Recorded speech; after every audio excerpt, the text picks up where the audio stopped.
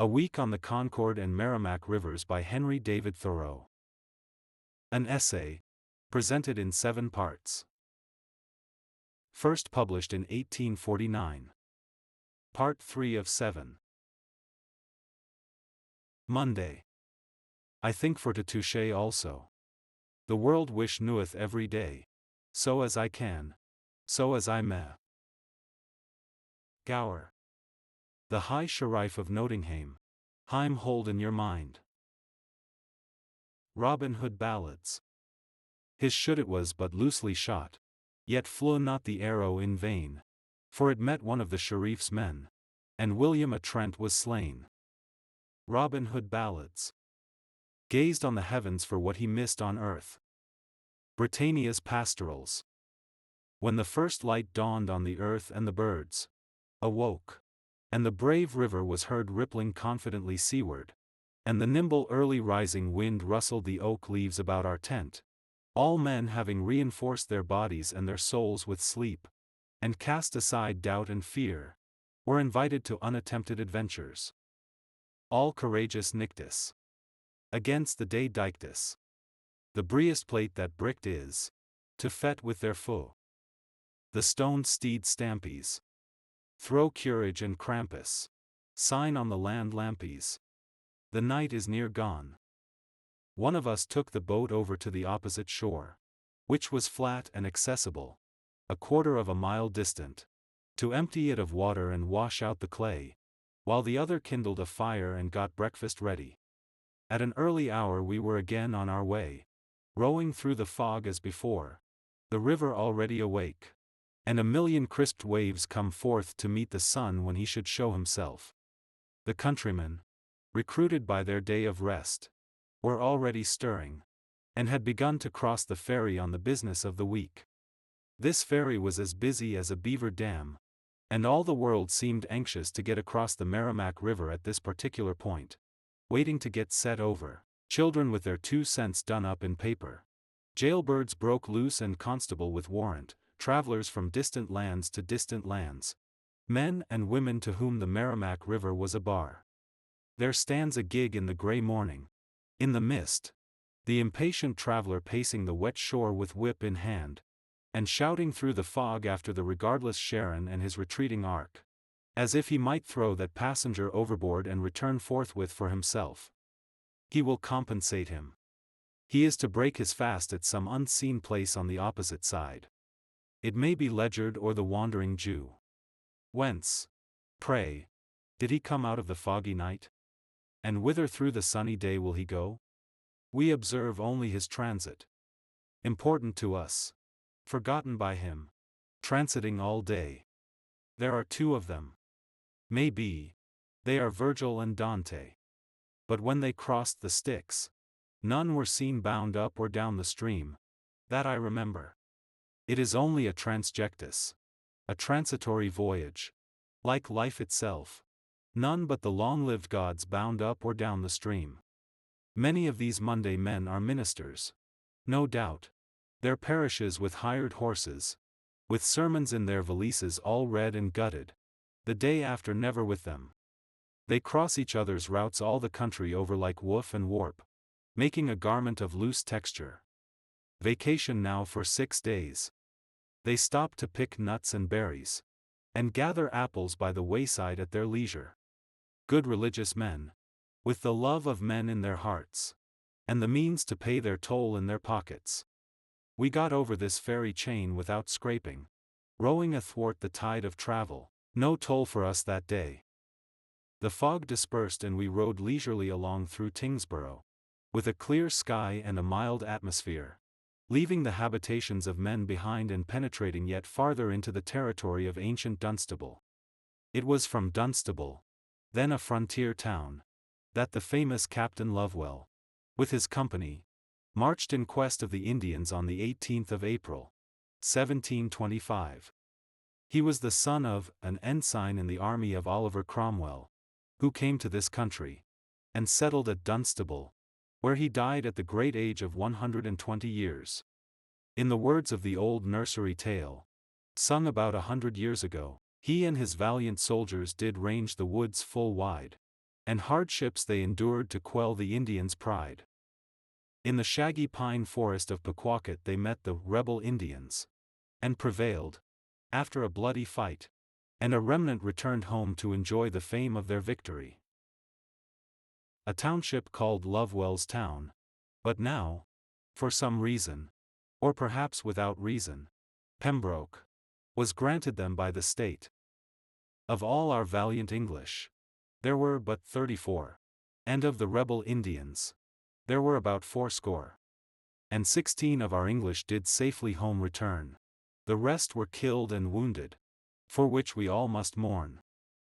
Our worthy Captain Lovewell among them there did die. They killed Lieutenant Robbins, and wounded good young Fry, who was our English chaplain.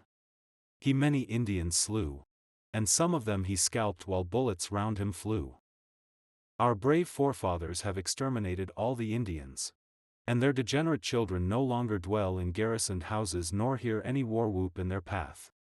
It would be well, perchance, if many an English chaplain in these days could exhibit as unquestionable trophies of his valor as did good young Fry. We have need to be as sturdy pioneers still as Miles Standish, or Church, or Lovewell. We are to follow on another trail, it is true, but one as convenient for ambushes. What if the Indians are exterminated? Are not savages as grim prowling about the clearings today, and braving many dangers and hardships in the way? They safe arrived at Dunstable the 13th day of May. But they did not all safe arrive in Dunstable the 13th, or the 15th, or the 30th day of May. Eleazar Davis and Josiah Jones, both of Concord, for our native town had 7 men in this fight, Lieutenant Farwell, of Dunstable, and Jonathan Fry, of Andover, who were all wounded, were left behind, creeping toward the settlements. After traveling several miles, Fry was left and lost, though a more recent poet has assigned him company in his last hours. A man he was of comely form, polished and brave, well learned and kind. Old Harvard's learned halls he left, far in the wilds a grave to find. Ah! Now his blood-red arm he lifts, his closing lids he tries to raise, and speak once more before he dies, in supplication and in praise. He prays kind heaven to grant success, brave Lovewell's men to guide and bless, and when they've shed their heart blood true, to raise them all to happiness. Lieutenant Farwell took his hand, his arm around his neck he threw, and said, "Brave chaplain, I could wish that heaven had made me die for you." Farwell held out 11 days. A tradition says, as we learn from the history of Concord, that arriving at a pond with Lieutenant Farwell, Davis pulled off one of his moccasins, cut it in strings, on which he fastened a hook, caught some fish, fried and ate them. They refreshed him, but were injurious to Farwell, who died soon after. Davis had a ball lodged in his body, and his right hand shot off. But on the whole, he seems to have been less damaged than his companion. He came into barrack after being out 14 days. Jones also had a ball lodged in his body, but he likewise got into Saco after 14 days, though not in the best condition imaginable. He had subsisted, says an old journal, on the spontaneous vegetables of the forest, and cranberries which he had eaten came out of wounds he had received in his body. This was also the case with Davis. The last 2 reached home at length, safe if not sound, and lived many years in a crippled state to enjoy their pension. But alas! Of the crippled Indians, and their adventures in the woods, for as we are informed, so thick and fast they fell, scarce 20 of their number at night did get home well. How many balls lodged with them? How fared their cranberries? What barrack or Saco they got into? And finally what pension or township was granted them? There is no journal to tell. It is stated in the history of Dunstable, that just before his last march, Lovewell was warned to beware of the ambuscades of the enemy, but he replied that he did not care for them, and bending down a small elm beside which he was standing into a bough, declared that he would treat the Indians in the same way. This elm is still standing, in Nashua, a venerable and magnificent tree. Meanwhile, having passed the horseshoe interval in Tingsboro, where the river makes a sudden bend to the northwest, for our reflections have anticipated our progress somewhat, we were advancing farther into the country and into the day, which last proved almost as golden as the preceding, though the slight bustle and activity of the Monday seemed to penetrate even to this scenery. Now and then we had to muster all our energy to get round a point, where the river broke rippling over rocks, and the maples trailed their branches in the stream, but there was generally a backwater or eddy on the side, of which we took advantage. The river was here about 40 rods wide and 15 feet deep. Occasionally one ran along the shore, examining the country, and visiting the nearest farmhouses, while the other followed the windings of the stream alone, to meet his companion at some distant point, and hear the report of his adventures. How the farmer praised the coolness of his well, and his wife offered the stranger a draught of milk, or the children quarreled for the only transparency in the window that they might get sight of the man at the well. For though the country seemed so new, and no house was observed by us, shut in between the banks that sunny day, we did not have to travel far to find where men inhabited, like wild bees, and had sunk wells in the loose sand and loam of the Merrimack. There dwelt the subject of the Hebrew Scriptures, and the esprit de Lois, where a thin vaporous smoke curled up through the noon. All that is told of mankind, of the inhabitants of the Upper Nile, and the Sundarbans, and Timbuktu, and the Orinoco, was experience here. Every race and class of men was represented. According to Belknap, the historian of New Hampshire, who wrote 60 years ago, here too, perchance, dwelt new lights, and free-thinking men even then. The people in general throughout the state, it is written, are professors of the Christian religion in some form or other. There is, however, a sort of wise men who pretend to reject it, but they have not yet been able to substitute a better in its place. The other voyageur, perhaps, would in the meanwhile have seen a brown hawk, or a woodchuck, or a musquash creeping under the alders. We occasionally rested in the shade of a maple or a willow, and drew forth a melon for our refreshment, while we contemplated at our leisure the lapse of the river and of human life. And as that current, with its floating twigs and leaves, so did all things pass in review before us, while far away in cities and marts on this very stream, the old routine was proceeding still. There is, indeed, a tide in the affairs of men, as the poet says, and yet as things flow they circulate, and the ebb always balances the flow. All streams are but tributary to the ocean, which itself does not stream, and the shores are unchanged, but in longer periods than man can measure. Go where we will, we discover infinite change in particulars only, not in generals. When I go into a museum and see the mummies wrapped in their linen bandages, I see that the lives of men began to need reform as long ago as when they walked the earth. I come out into the streets, and meet men who declare that the time is near at hand for the redemption of the race. But as men lived in Thebes, so do they live in Dunstable today.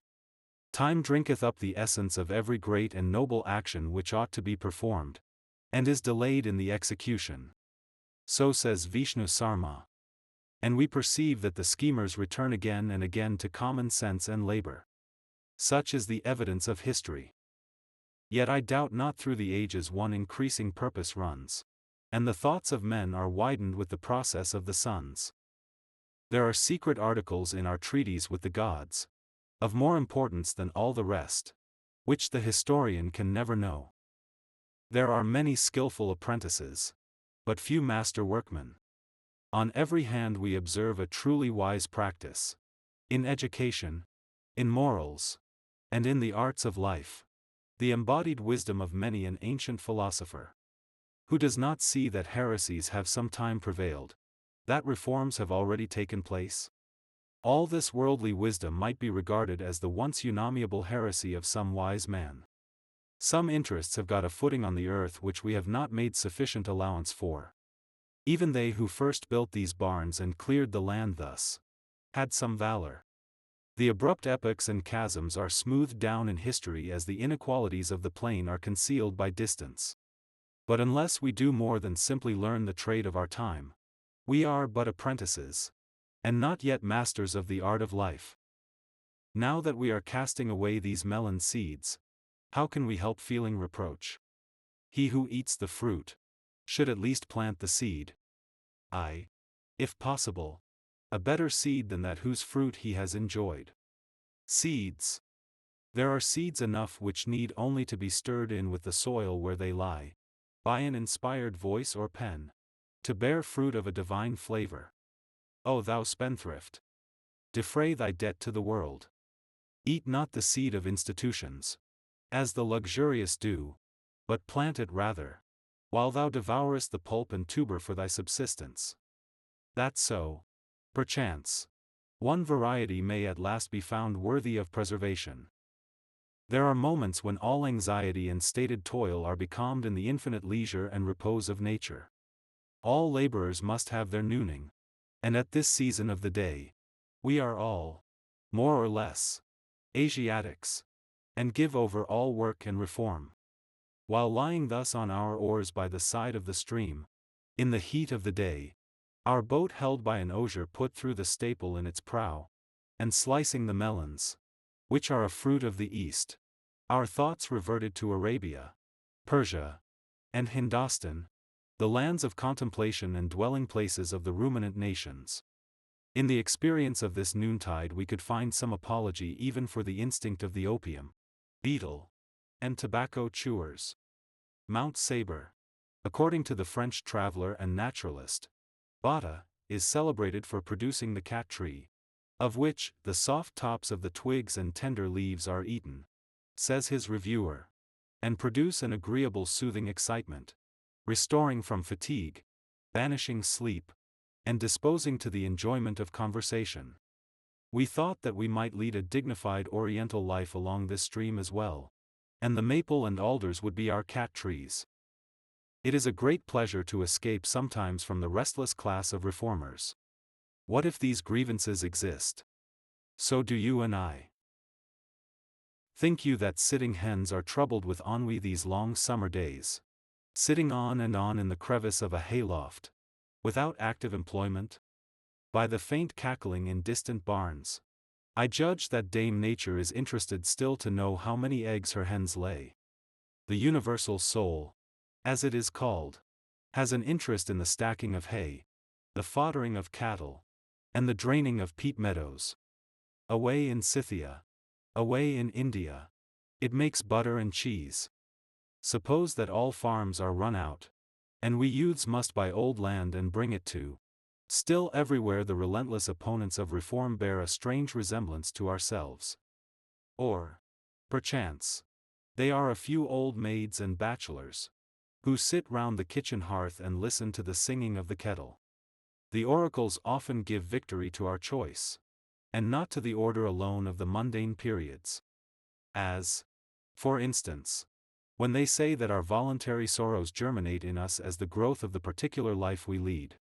The reform which you talk about can be undertaken any morning before unbarring our doors. We need not call any convention. When two neighbors begin to eat corn bread, who before ate wheat, then the gods smile from ear to ear, for it is very pleasant to them. Why do you not try it? Don't let me hinder you. There are theoretical reformers at all times, and all the world over, living on anticipation.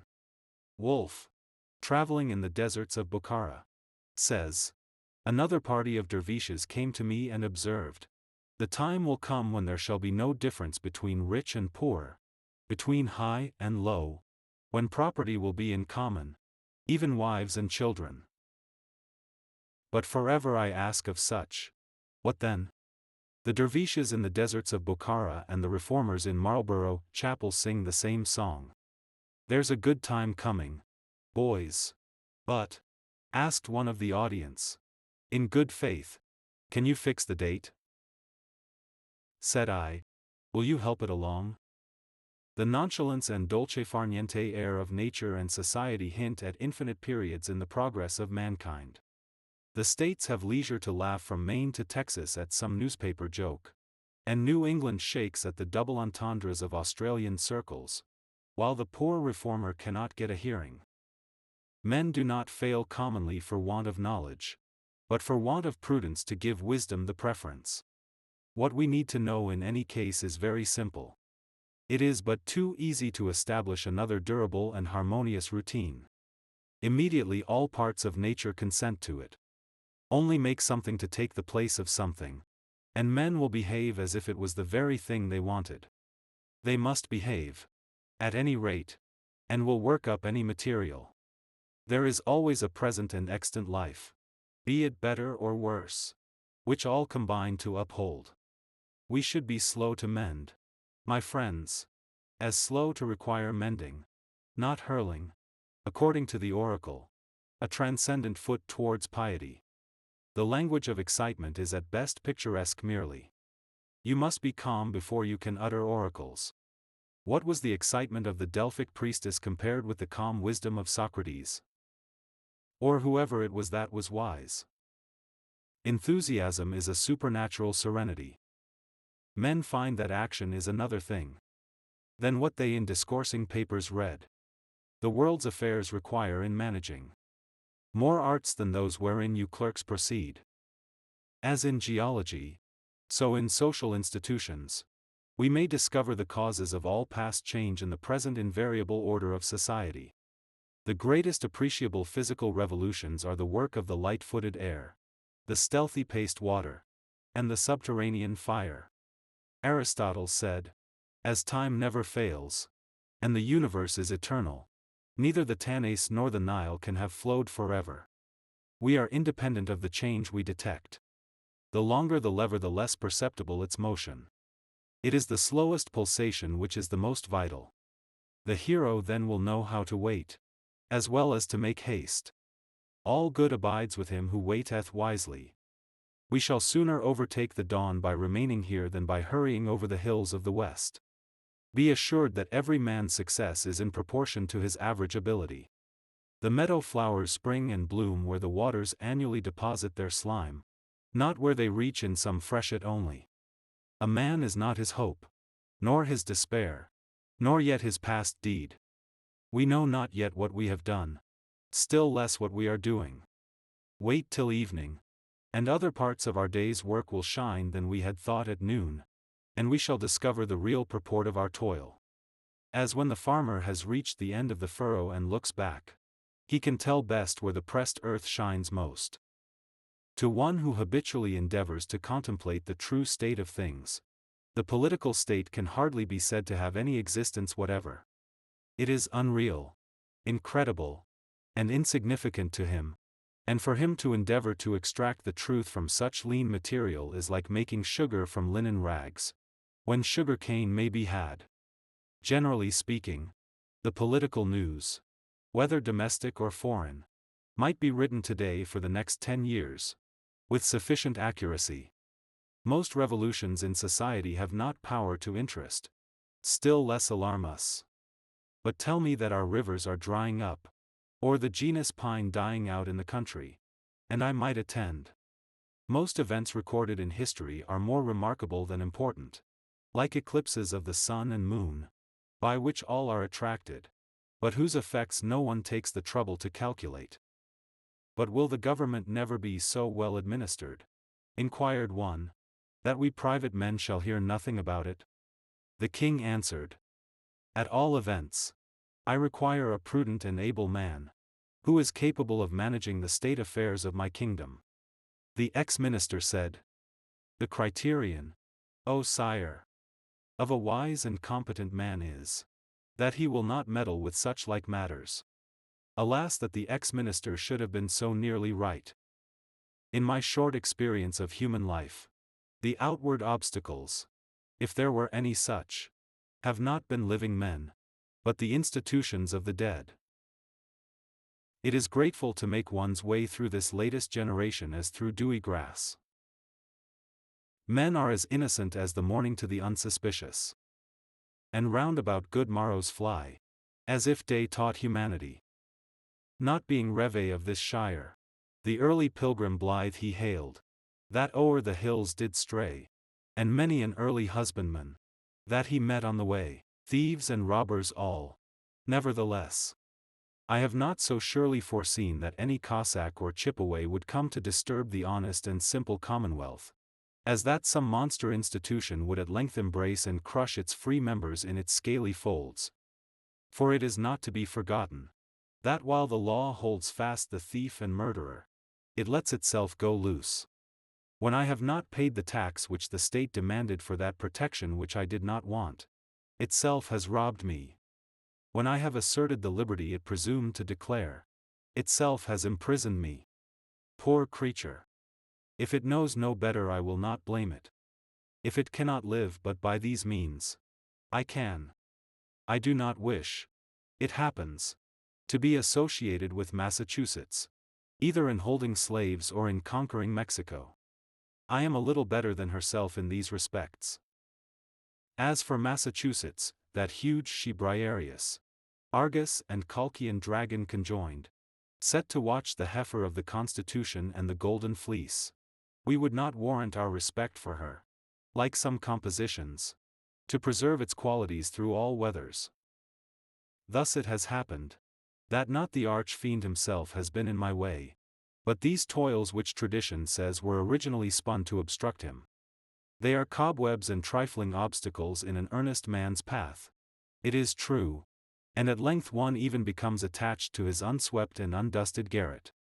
I love man, kind, but I hate the institutions of the dead unkind. Men execute nothing so faithfully as the wills of the dead, to the last codicil and letter. They rule this world, and the living are but their executors. Such foundation too have our lectures and our sermons. Commonly, they are all Dudleyan. And piety derives its origin still from that exploit of pious Aeneas, who bore his father, Anchises, on his shoulders from the ruins of Troy. Or rather, like some Indian tribes, we bear about with us the moldering relics of our ancestors on our shoulders. If, for instance, a man asserts the value of individual liberty over the merely political commonweal, his neighbor still tolerates him, that he who is living near him, sometimes even sustains him, but never the state. Its officer, as a living man, may have human virtues and a thought in his brain, but as the tool of an institution, a jailer or constable it may be, he is not a whit superior to his prison key or his staff. Herein is the tragedy, that men doing outrage to their proper natures, even those called wise and good, lend themselves to perform the office of inferior and brutal ones. Hence come war and slavery in. And what else may not come in by this opening? But certainly there are modes by which a man may put bread into his mouth which will not prejudice him as a companion and neighbor. Now turn again, said the Pindar, for a wrong way you have gone. For you have forsaken the king's highway, and made a path over the corn.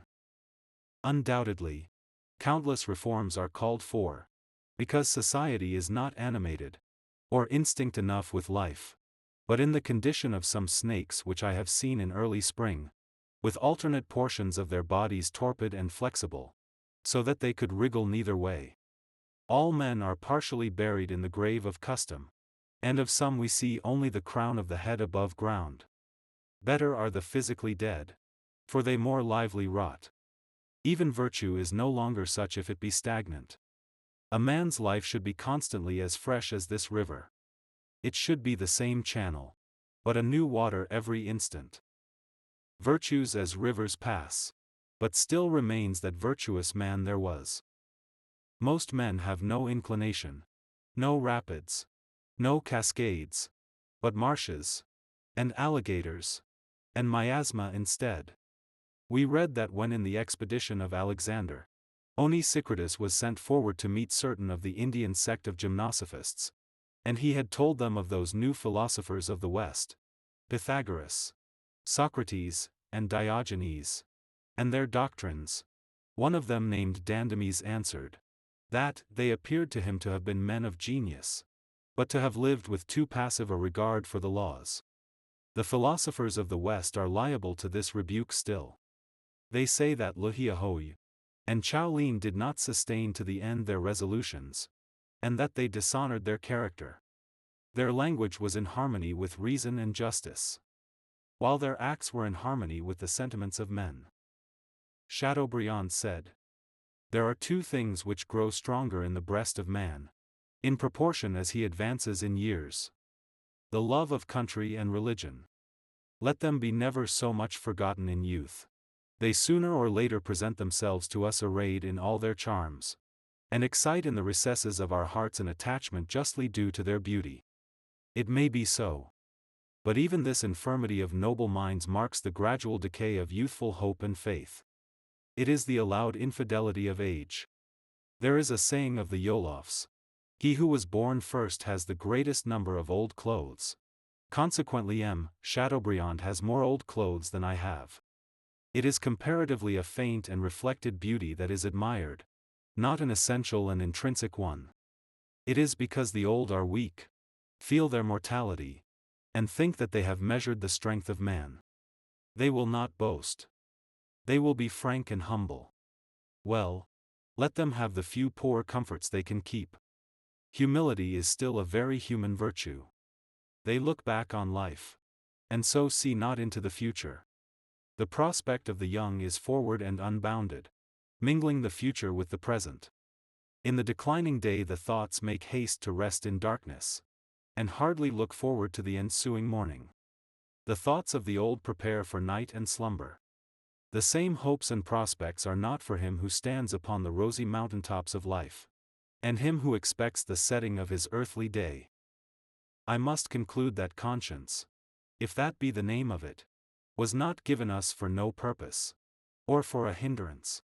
However flattering order and expediency may look, it is but the repose of a lethargy, and we will choose rather to be awake, though it be stormy, and maintain ourselves on this earth and in this life, as we may, without signing our death warrant. Let us see if we cannot stay here, where he has put us, on his own conditions. Does not his law reach as far as his light? The expedients of the nations clash with one another. Only the absolutely right is expedient for all. There are some passages in the Antigone of Sophocles, well known to scholars, of which I am reminded in this connection. Antigone has resolved to sprinkle sand on the dead body of her brother Polynices, notwithstanding the edict of King Creon condemning to death that one who should perform this service, which the Greeks deemed so important, for the enemy of his country. But Ismene, who is of a less resolute and noble spirit, declines taking part with her sister in this work, and says, I, therefore, asking those under the earth to consider me, that I am compelled to do thus, will obey those who are placed in office. For to do extreme things is not wise. Antigone. I would not ask you, nor would you, if you still wished, do it joyfully with me. Be such as seems good to you. But I will bury him. It is glorious for me doing this to die. I beloved will lie with him beloved, having, like a criminal, done what is holy.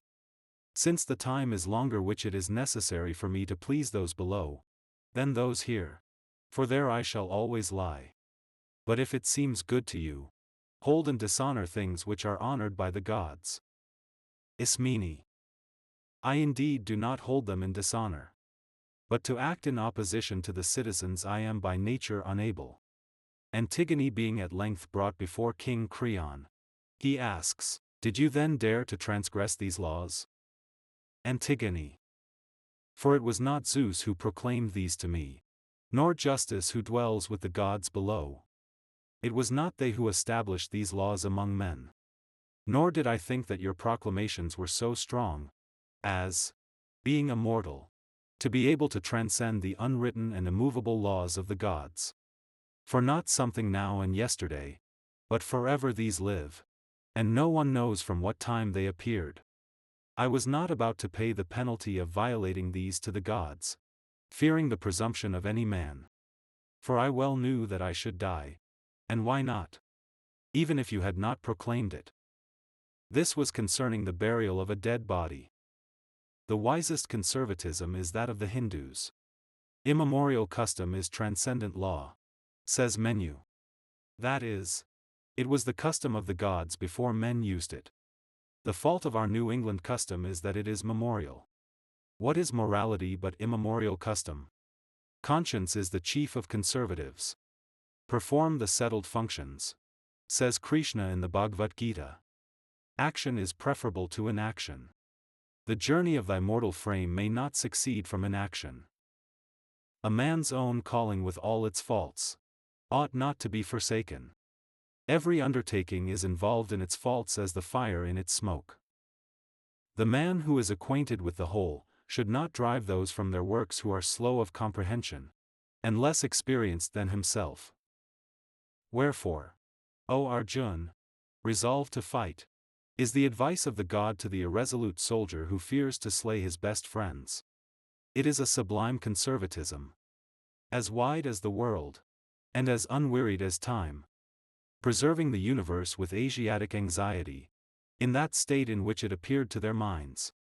These philosophers dwell on the inevitability and unchangeableness of laws, on the power of temperament and constitution, the three guna or qualities, and the circumstances of birth and affinity.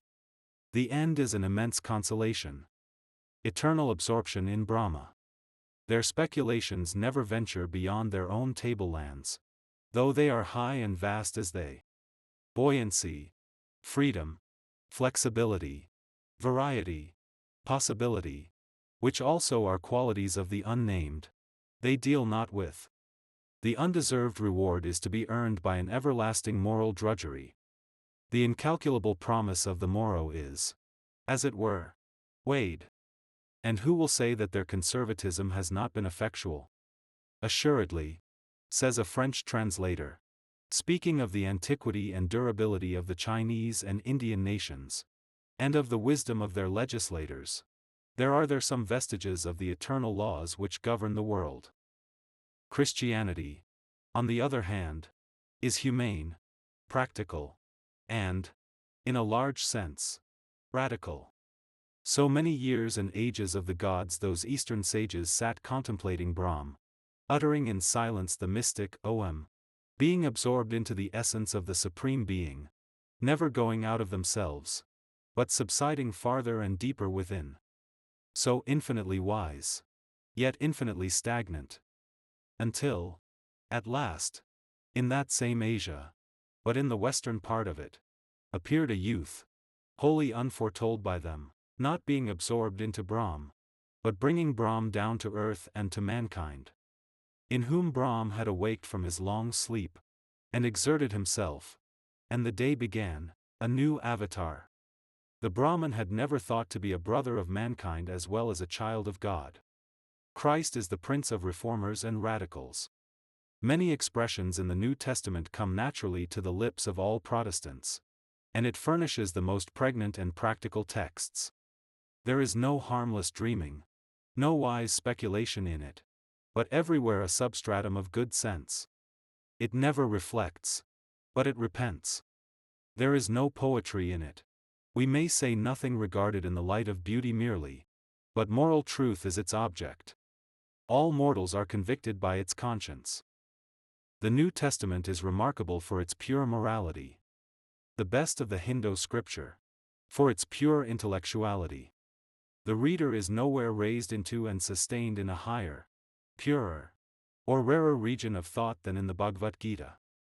Warren Hastings, in his sensible letter recommending the translation of this book to the chairman of the East India Company, declares the original to be of a sublimity of conception, reasoning, and diction almost unequaled, and that the writings of the Indian philosophers will survive when the British dominion in India shall have long ceased to exist, and when the sources which it once yielded of wealth and power are lost to remembrance.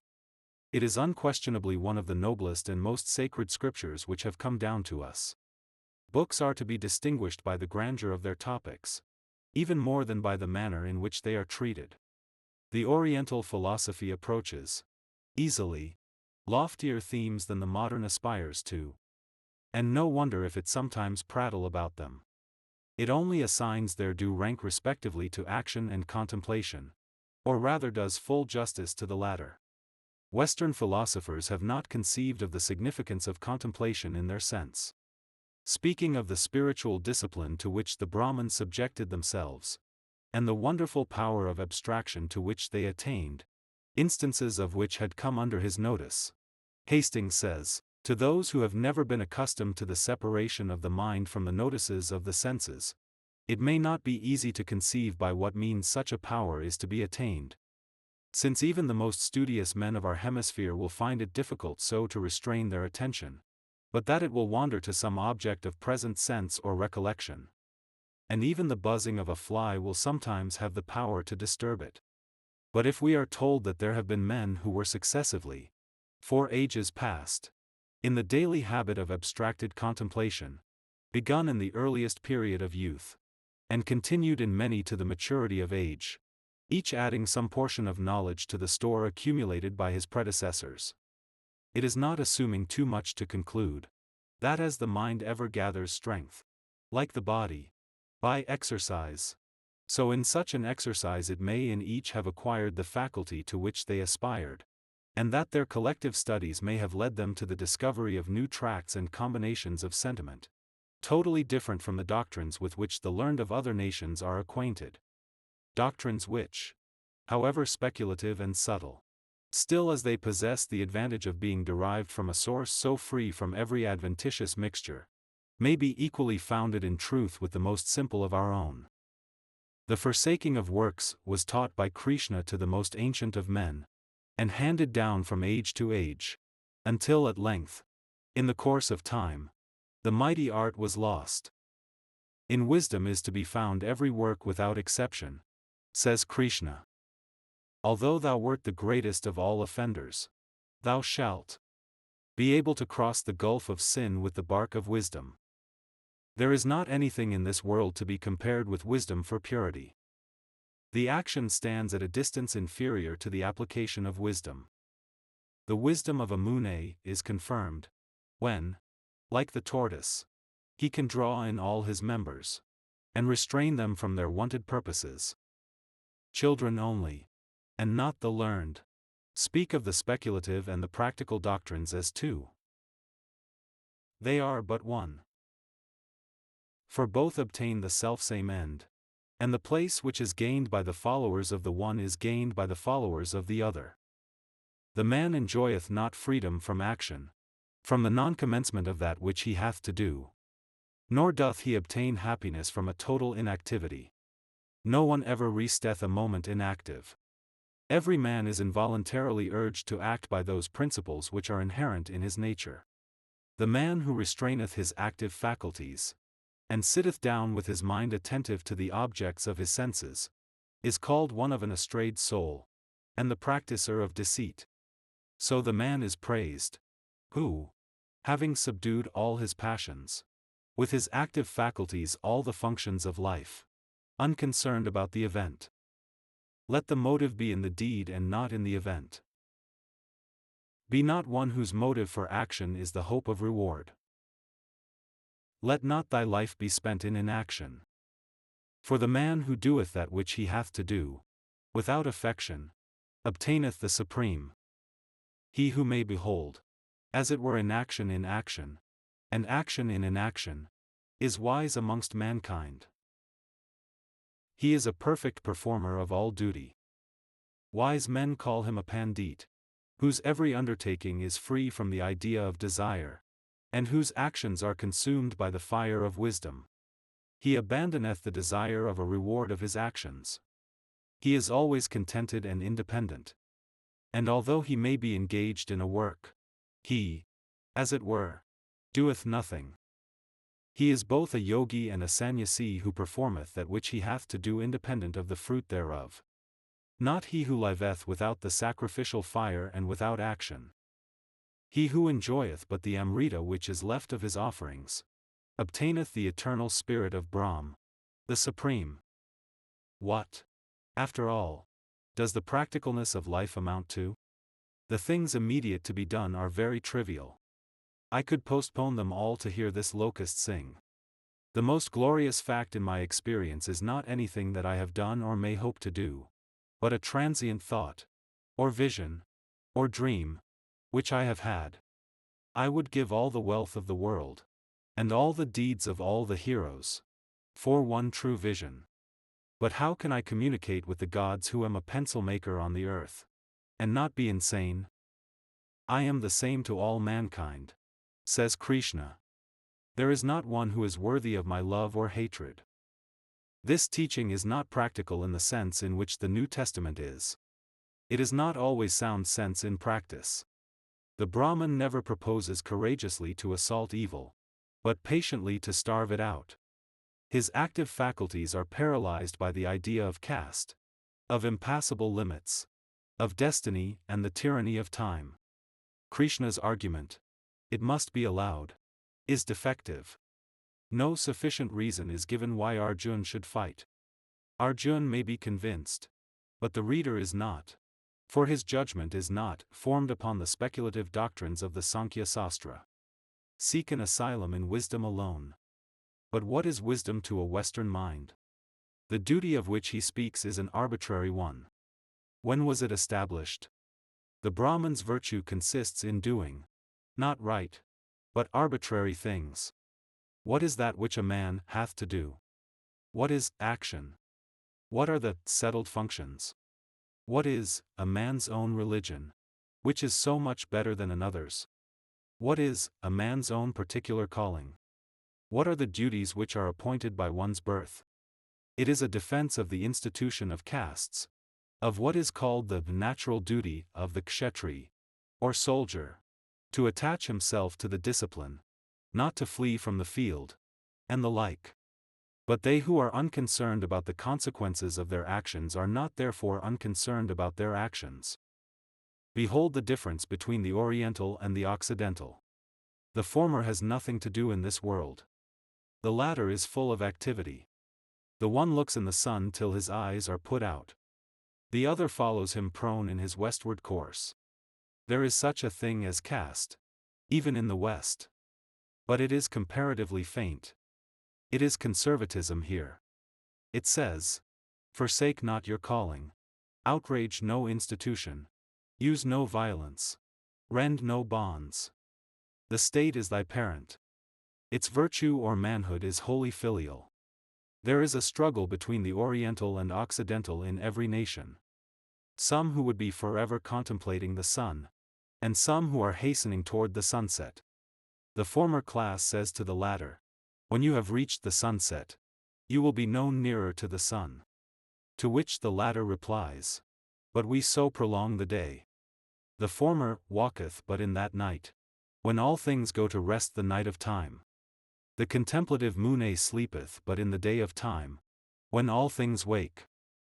To conclude these extracts, I can say, in the words of Sanjay, as, O mighty prince, I recollect again and again this holy and wonderful dialogue of Krishna and Arjuna, I continue more and more to rejoice. And as I recall to my memory the more than miraculous form of Hari, my astonishment is great, and I marvel and rejoice again and again. Wherever Krishna the god of devotion may be, wherever Arjuna the mighty bowman may be, there too, without doubt, are fortune, riches, victory, and good conduct. This is my firm belief. I would say to the readers of scriptures, if they wish for a good book, read the Bhagavad Gita, an episode to the Mahabharata, said to have been written by Krishna Dwaipayan Vyas, known to have been written by, more than 4,000 years ago, it matters not whether 3 or 4, or when, translated by Charles Wilkins. It deserves to be read with reverence even by Yankees, as a part of the sacred writings of a devout people. And the intelligent Hebrew will rejoice to find in it a moral grandeur and sublimity akin to those of his own scriptures. To an American reader, who, by the advantage of his position, can see over that strip of Atlantic coast to Asia and the Pacific, who, as it were, sees the shore slope upward over the Alps to the Himalaya mountains. The comparatively recent literature of Europe often appears partial and clannish. And, notwithstanding the limited range of his own sympathies and studies, the European writer who presumes that he is speaking for the world is perceived by him to speak only for that corner of it which he inhabits. One of the rarest of England's scholars and critics, in his classification of the worthies of the world, betrays the narrowness of his European culture and the exclusiveness of his reading. None of her children has done justice to the poets and philosophers of Persia or of India. They have even been better known to her merchant scholars than to her poets and thinkers by profession. You may look in vain through English poetry for a single memorable verse inspired by these themes. Nor is Germany to be excepted, though her philological industry is indirectly serving the cause of philosophy and poetry. Even Goethe wanted that universality of genius which could have appreciated the philosophy of India, if he had more nearly approached it. His genius was more practical, dwelling much more in the regions of the understanding, and was less native to contemplation than the genius of those sages. It is remarkable that Homer and a few Hebrews are the most oriental names which modern Europe, whose literature has taken its rise since the decline of the Persian, has admitted into her list of worthies, and perhaps the worthiest of mankind, and the fathers of modern thinking, for the contemplations of those Indian sages have influenced, and still influence, the intellectual development of mankind, whose works even yet survive in wonderful completeness, are, for the most part, not recognized as ever having existed. If the lions had been the painters, it would have been otherwise. In everyone's youthful dreams, philosophy is still vaguely but inseparably, and with singular truth, associated with the East, nor do after years discover its local habitation in the Western world. In comparison with the philosophers of the East, we may say that modern Europe has yet given birth to none. Beside the vast and cosmogonal philosophy of the Bhagavad Gita, even our Shakespeare seems sometimes youthfully green and practical merely. Some of these sublime sentences, as the Chaldean oracles of Zoroaster, still surviving after 1,000 revolutions and translations, alone make us doubt if the poetic form and dress are not transitory, and not essential to the most effective and enduring expression of thought. Ex orient lux may still be the motto of scholars, for the Western world has not yet derived from the East all the light which it is destined to receive thence. It would be worthy of the age to print together the collected scriptures or sacred writings of the several nations, the Chinese, the Hindus, the Persians, the Hebrews, and others, as the scripture of mankind. The New Testament is still, perhaps, too much on the lips and in the hearts of men to be called a scripture in this sense. Such a juxtaposition and comparison might help to liberalize the faith of men. This is a work which time will surely edit, reserved to crown the labors of the printing press. This would be the Bible, or book of books, which let the missionaries carry to the uttermost parts of the earth. While engaged in these reflections, thinking ourselves the only navigators of these waters, suddenly a canal boat, with its sail set, glided round a point before us, like some huge river beast, and changed the scene in an instant. And then another and another glided into sight, and we found ourselves in the current of commerce once more. So we threw our rinds in the water for the fishes to nibble, and added our breath to the life of living men. Little did we think, in the distant garden in which we had planted the seed and reared this fruit, where it would be eaten. Our melons lay at home on the sandy bottom of the Merrimack, and our potatoes in the sun and water at the bottom of the boat looked like a fruit of the country. Soon, however, we were delivered from this fleet of junks, and possessed the river in solitude, once more rowing steadily upward through the noon, between the territories of Nashua on the one hand, and Hudson, once Nottingham, on the other. From time to time we scared up a kingfisher or a summer duck, the former flying rather by vigorous impulses than by steady and patient steering with that short rudder of his, sounding his rattle along the fluvial street. Ere along another scow hove in sight, creeping down the river. And hailing it, we attached ourselves to its side, and floated back in company, chatting with the boatmen, and obtaining a draught of cooler water from their jug. They appeared to be green hands from far among the hills, who had taken this means to get to the seaboard, and see the world, and would possibly visit the Falkland Isles, and the China Seas, before they again saw the waters of the Merrimack. Or, perchance, they would not return this way forever. They had already embarked the private interests of the landsmen in the larger venture of the race, and were ready to mess with mankind, reserving only the till of a chest to themselves.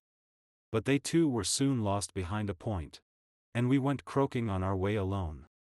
What grievance has its root among the New Hampshire hills? We asked.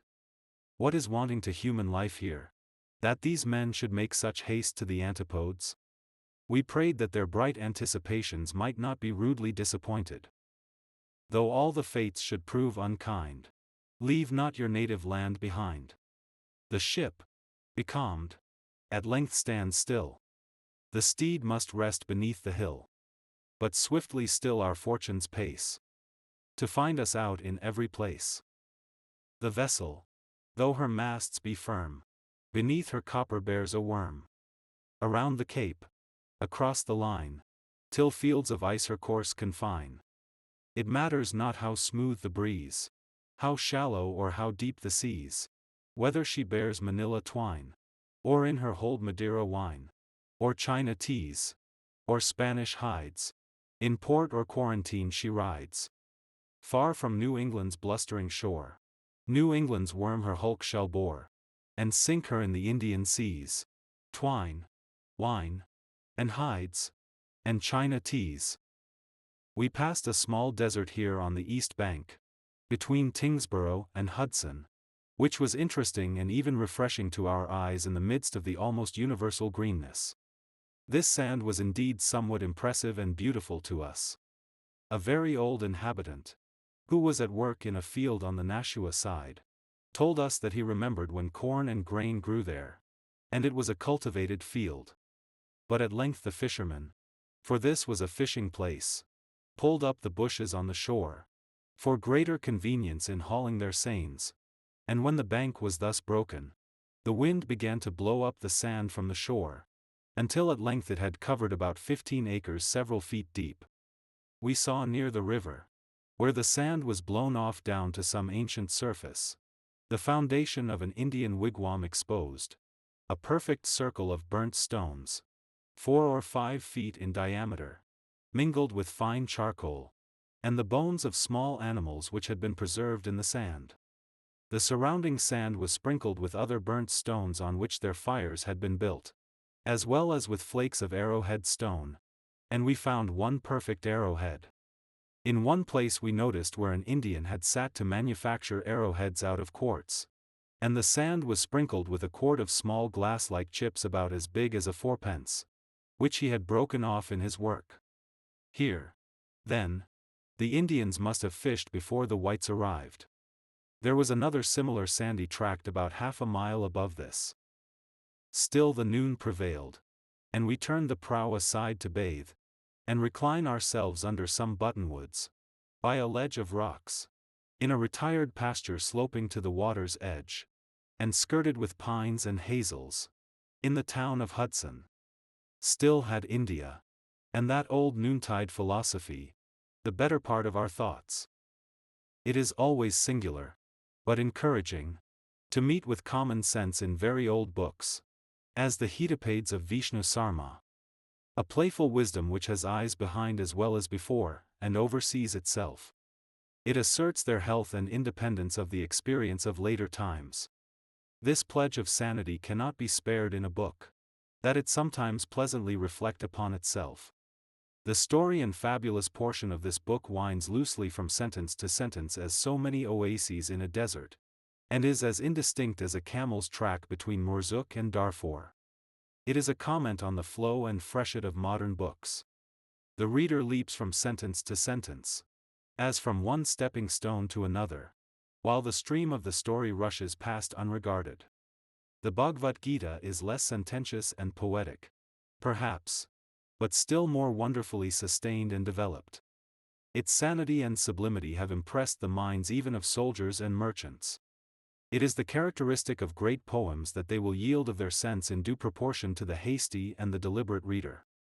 To the practical they will be common sense, and to the wise wisdom. As either the traveler may wet his lips, or an army may fill its water casks at a full stream. One of the most attractive of those ancient books that I have met with is the Laws of Menu. According to Sir William Jones, Vyasa, the son of Parasara, has decided that the Veda, with its angas, or the 6 compositions deduced from it, the revealed system of medicine, the Puranas or sacred histories, and the Code of Menu, were 4 works of supreme authority, which ought never to be shaken by arguments merely human. The last is believed by the Hindus to have been promulged in the beginning of time, by Menu, son or grandson of Brahma, and first of created beings. And Brahma is said to have taught his laws to Menu in 100,000 verses, which Menu explained to the primitive world in the very words of the book now translated.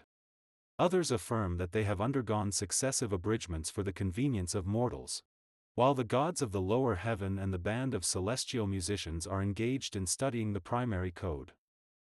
A number of glosses or comments on Menu were composed by the Munis, or old philosophers, whose treatises, together with that before us, constitute the Dharma Sastra, in a collective sense, or body of law.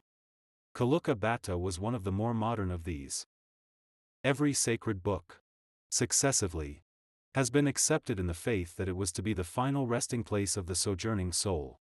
But after all, it was but a caravansary which supplied refreshment to the traveler, and directed him farther on his way to Isfahan or Baghdad. Thank God, no Hindu tyranny prevailed at the framing of the world, but we are freemen of the universe, and not sentenced to any caste. I know of no book which has come down to us with grander pretensions than this, and it is so impersonal and sincere that it is never offensive nor ridiculous. Compare the modes in which modern literature is advertised with the prospectus of this book, and think what a reading public it addresses, what criticism it expects. It seems to have been uttered from some eastern summit, with a sober morning prescience in the dawn of time, and you cannot read a sentence without being elevated as upon the tableland of the Goths. It has such a rhythm as the winds of the desert, such a tide as the Ganges, and is as superior to criticism as the Himalaya mountains. Its tone is of such unrelaxed fiber, that even at this late day, unworn by time, it wears the English and the Sanskrit dress indifferently. And its fixed sentences keep up their distant fires still, like the stars, by whose dissipated rays this lower world is illumined. The whole book by noble gestures and inclinations renders many words unnecessary. English sense has toiled, but Hindu wisdom never perspired. Though the sentences open as we read them, unexpensively, and at first almost unmeaningly, as the petals of a flower, they sometimes startle us with that rare kind of wisdom which could only have been learned from the most trivial experience. But it comes to us as refined as the porcelain earth which subsides to the bottom of the ocean. They are clean and dry as fossil truths, which have been exposed to the elements for thousands of years, so impersonally and scientifically true that they are the ornament of the parlor and the cabinet.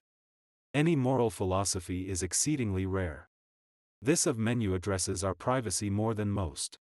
It is a more private and familiar, and, at the same time, a more public and universal word, than is spoken in parlor or pulpit nowadays. As our domestic fowls are said to have their original in the wild pheasant of India, so our domestic thoughts have their prototypes in the thoughts of her philosophers.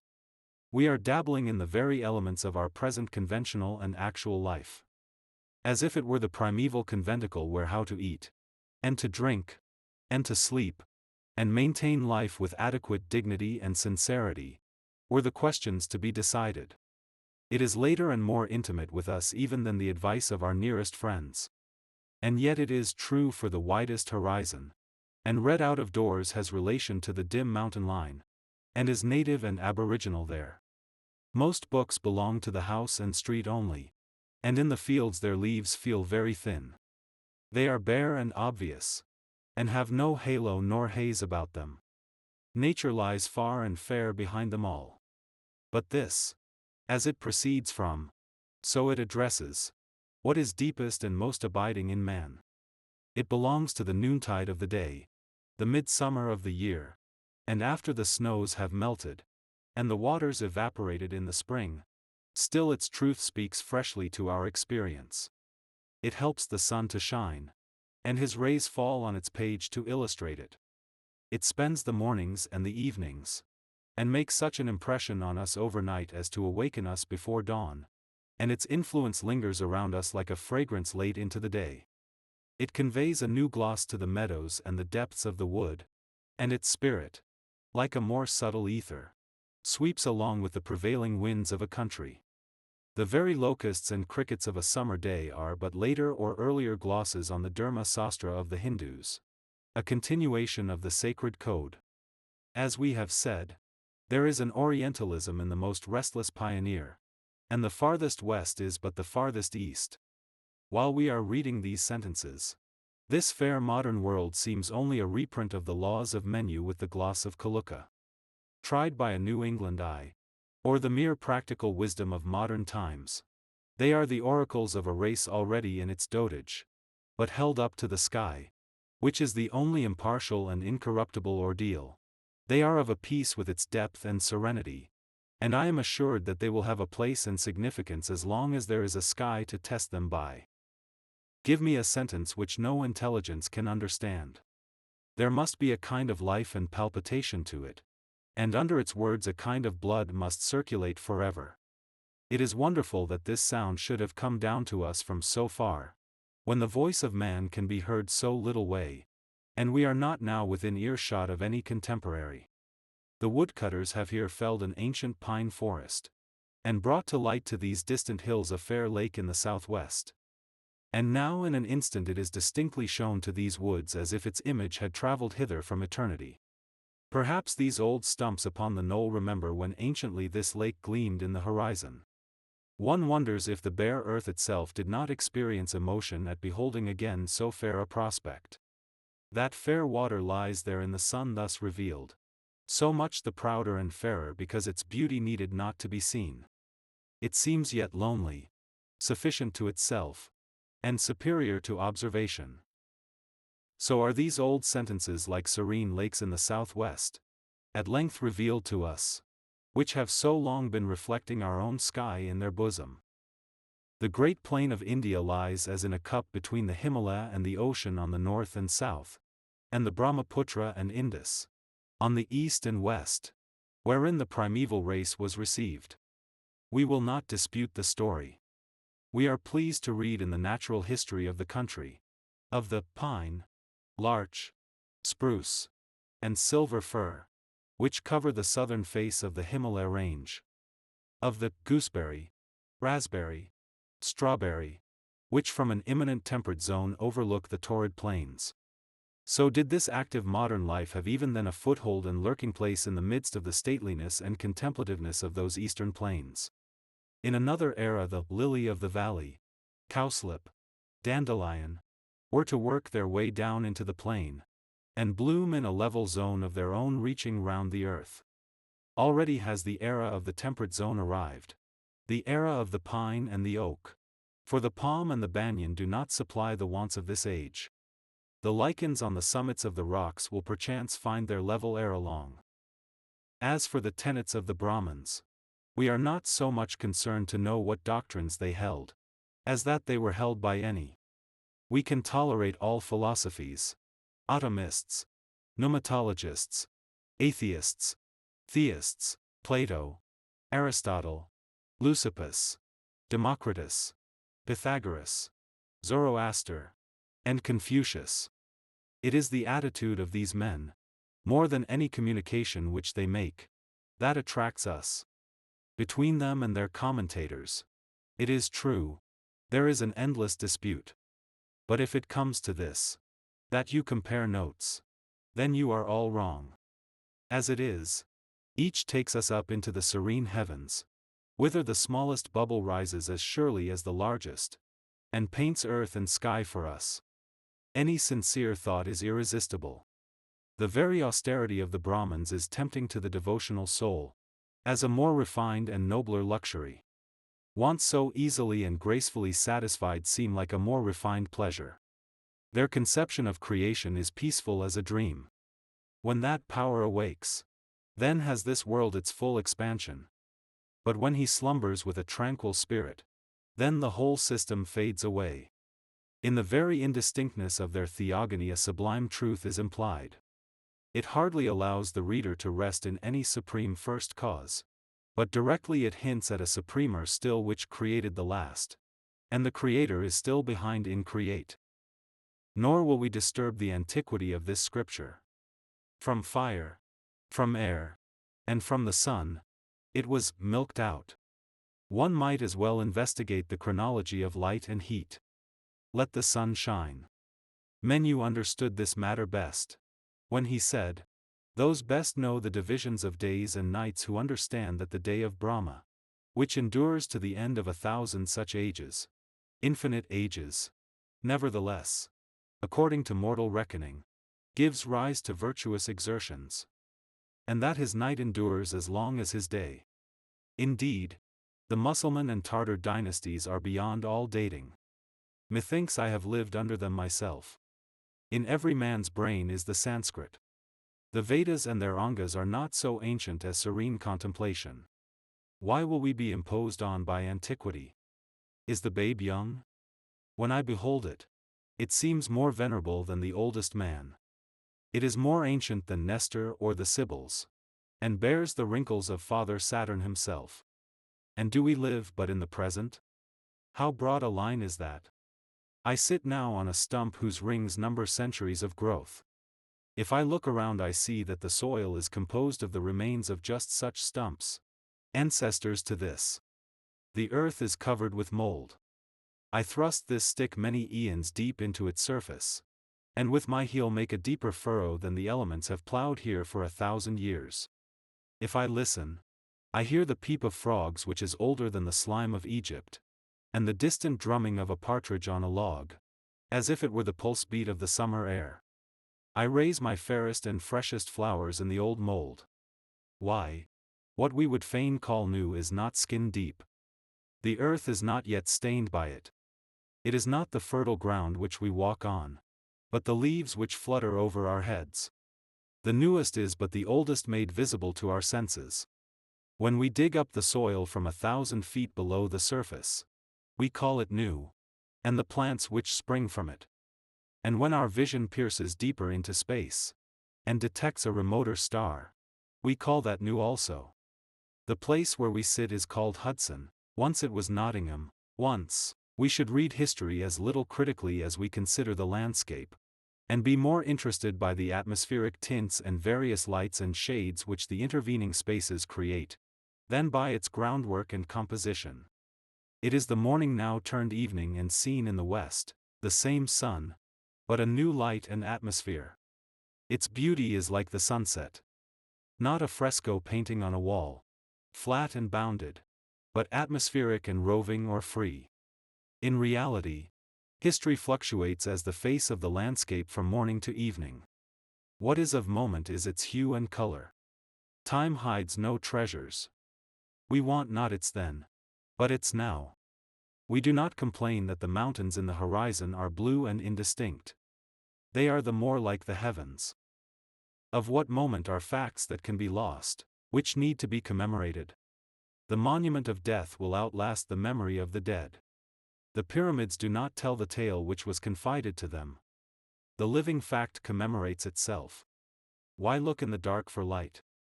Strictly speaking, the historical societies have not recovered one fact from oblivion, but are themselves, instead of the fact, that is lost. The researcher is more memorable than the researched. The crowd stood admiring the mist and the dim outlines of the trees seen through it, when one of their number advanced to explore the phenomenon, and with fresh admiration all eyes were turned on his dimly retreating figure. It is astonishing with how little cooperation of the societies the past is remembered. Its story has indeed had another muse than has been assigned it. There is a good instance of the manner in which all history began. In Al-Waqid's Arabian Chronicle, I was informed by Ahmed al-Matin al-Jarami, who had it from Rifa ibn Qais al-Amiri, who had it from Saif ibn Fabala al-Qatwarmi, who had it from the Bet ibn al-Qama, who said he was present at the action. These fathers of history were not anxious to preserve, but to learn the fact. And hence it was not forgotten. Critical acumen is exerted in vain to uncover the past. The past cannot be presented. We cannot know what we are not. But one veil hangs over past, present, and future, and it is the province of the historian to find out, not what was, but what is. Where a battle has been fought, you will find nothing but the bones of men and beasts. Where a battle is being fought, there are hearts beating. We will sit on a mound and muse, and not try to make these skeletons stand on their legs again. Does nature remember, think you, that they were men, or not rather that they are bones? Ancient history has an air of antiquity. It should be more modern. It is written as if the spectator should be thinking of the backside of the picture on the wall, or as if the author expected that the dead would be his readers, and wished to detail to them their own experience. Men seem anxious to accomplish an orderly retreat through the centuries, earnestly rebuilding the works behind, as they are battered down by the encroachments of time. But while they loiter, they and their works both fall a prey to the arch-enemy. History has neither the venerableness of antiquity, nor the freshness of the modern.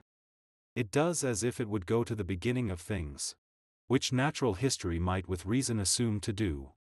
But consider the universal history, and then tell us, when did burdock and plantain sprout first?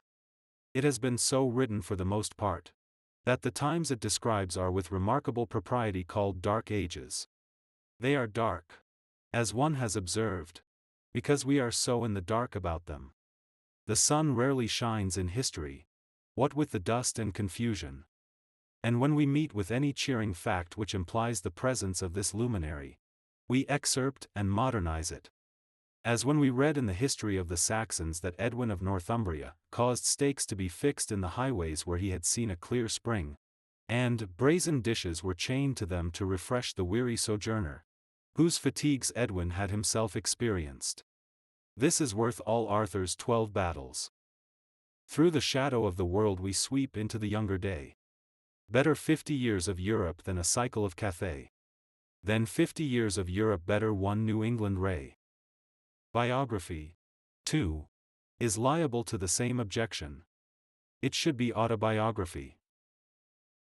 Let us not, as the Germans advise, endeavor to go abroad and vex our bowels that we may be somebody else to explain him. If I am not I, who will be? But it is fit that the past should be dark. Though the darkness is not so much a quality of the past as of tradition. It is not a distance of time, but a distance of relation, which makes thus dusky its memorials. What is near to the heart of this generation is fair and bright still. Greece lies outspread fair and sunshiny in floods of light, for there is the sun and daylight in her literature and art. Homer does not allow us to forget that the sun shone, nor Phidias, nor the Parthenon.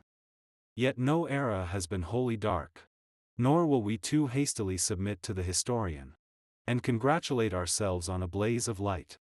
If we could pierce the obscurity of those remote years, we should find it light enough. Only there is not our day. Some creatures are made to see in the dark. There has always been the same amount of light in the world. The new and missing stars, the comets and eclipses, do not affect the general illumination, for only our glasses appreciate them.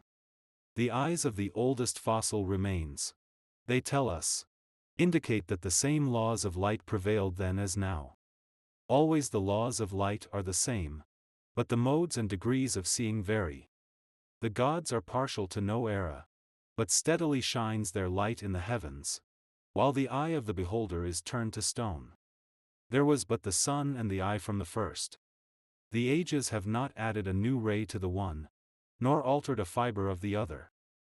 If we will admit time into our thoughts at all, the mythologies, those vestiges of ancient poems, wrecks of poems, so to speak, the world's inheritance, still reflecting some of their original splendor, like the fragments of clouds tinted by the rays of the departed sun, reaching into the latest summer day, and allying this hour to the morning of creation.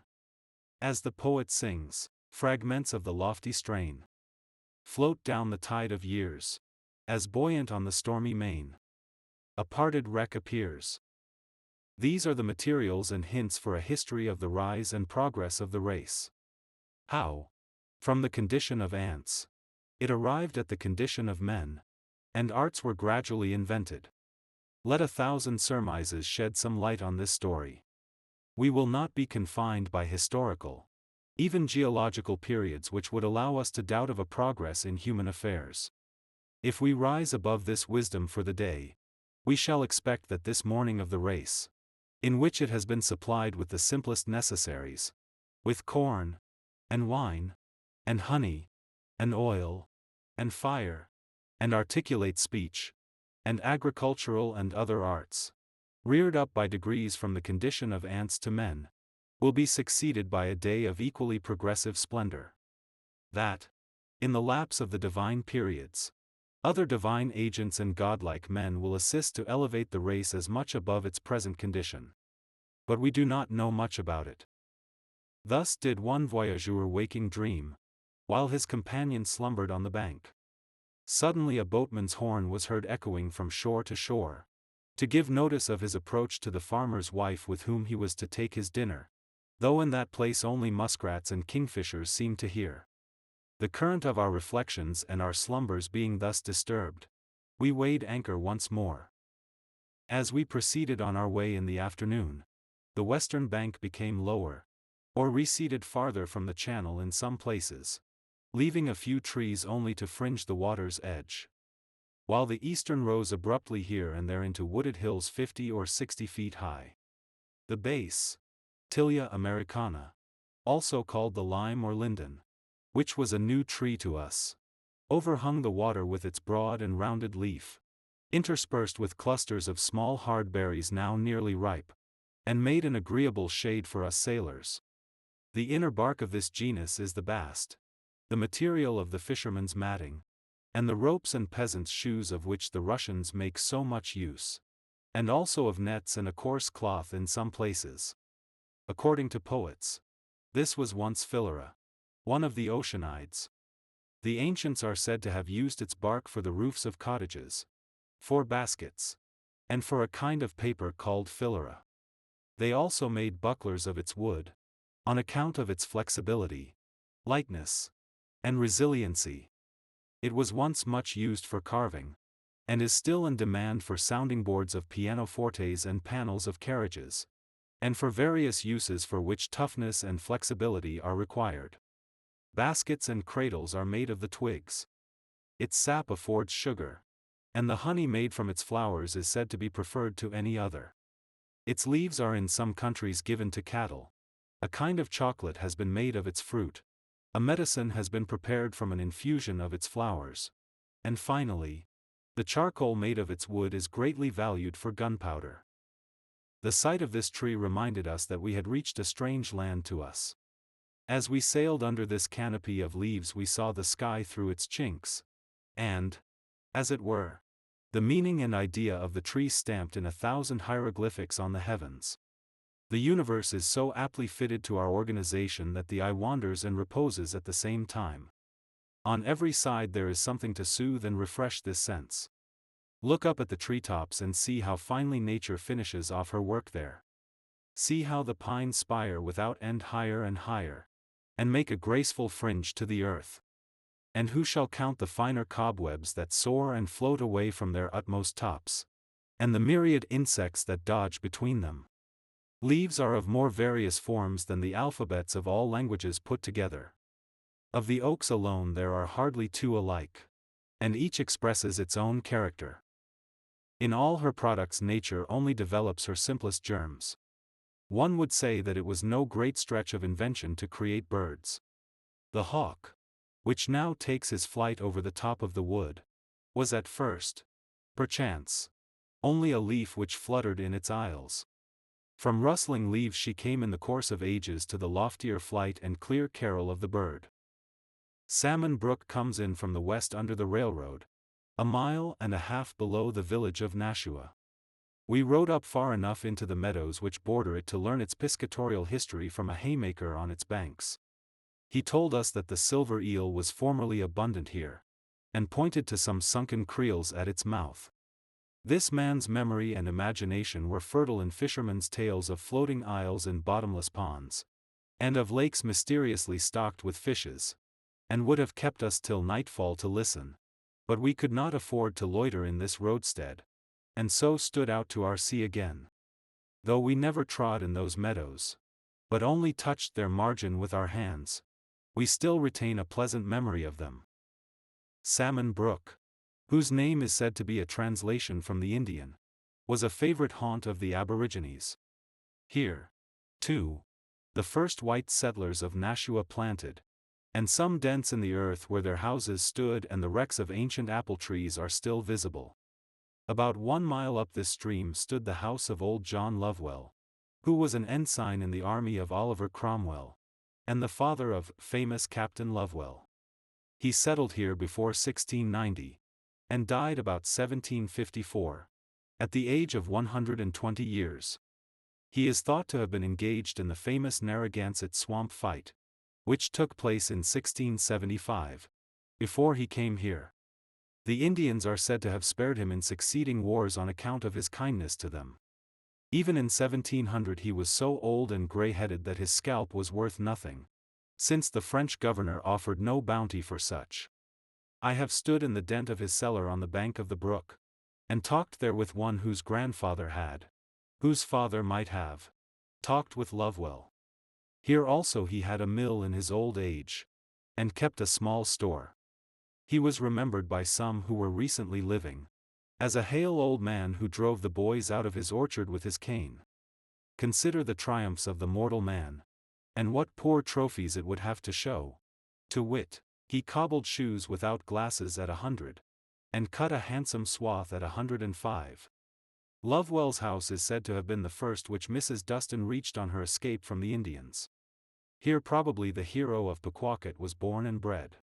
Close by may be seen the cellar and the gravestone of Joseph Hassel, who, as is elsewhere recorded, with his wife Anna, and son Benjamin, and Mary Marks, were slain by our Indian enemies on September 2, 1691, in the evening.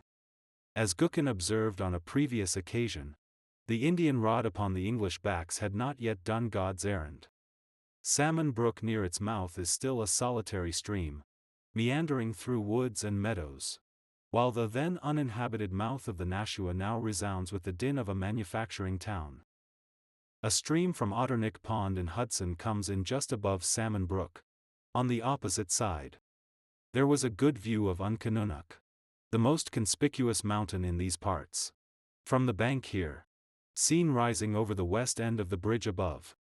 We soon after passed the village of Nashua, on the river of the same name, where there is a covered bridge over the Merrimack. The Nashua, which is one of the largest tributaries, flows from Wachusett Mountain, through Lancaster, Groton, and other towns, where it has formed well-known elm-shaded meadows, but near its mouth it is obstructed by falls and factories, and did not tempt us to explore it.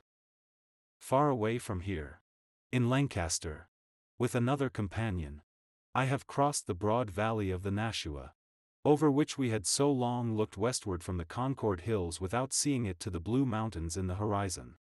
So many streams, so many meadows and woods and quiet dwellings of men had lain concealed between us and those delectable mountains.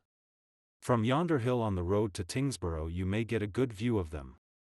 There where it seemed uninterrupted forest to our youthful eyes, between two neighboring pines in the horizon, lay the valley of the Nashua, and this very stream was even then winding at its bottom, and then, as now, it was here silently mingling its waters with the Merrimack.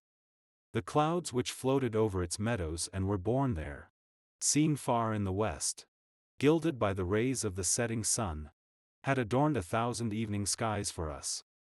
But as it were, By a turf wall this valley was concealed. And in our journey to those hills it was first gradually revealed to us. Summer and winter our eyes had rested on the dim outline of the mountains, to which distance and indistinctness lent a grandeur not their own, so that they served to interpret all the illusions of poets and travelers.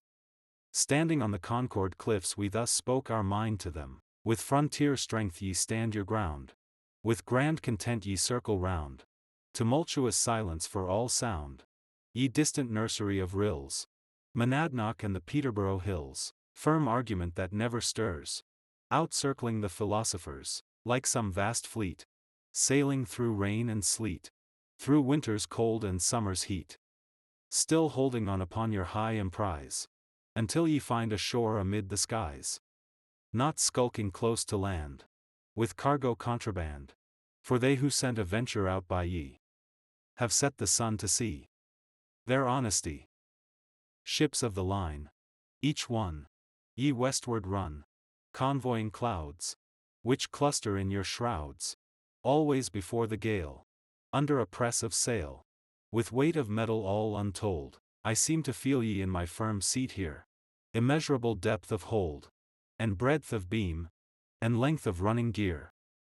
Methinks ye take luxurious pleasure in your novel western leisure, so cool your brows and freshly blue, as time had naught for ye to do.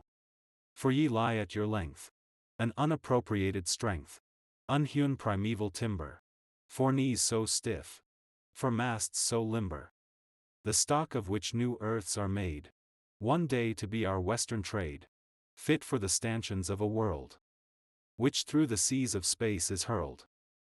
While we enjoy a lingering ray, ye still o'ertop the western day, reposing yonder on God's croft, like solid stacks of hay. So bold a line as ne'er was writ on any page by human wit. The forest glows as if an enemy's campfires shone along the horizon, or the day's funeral pyre were lighted there, edged with silver and with gold.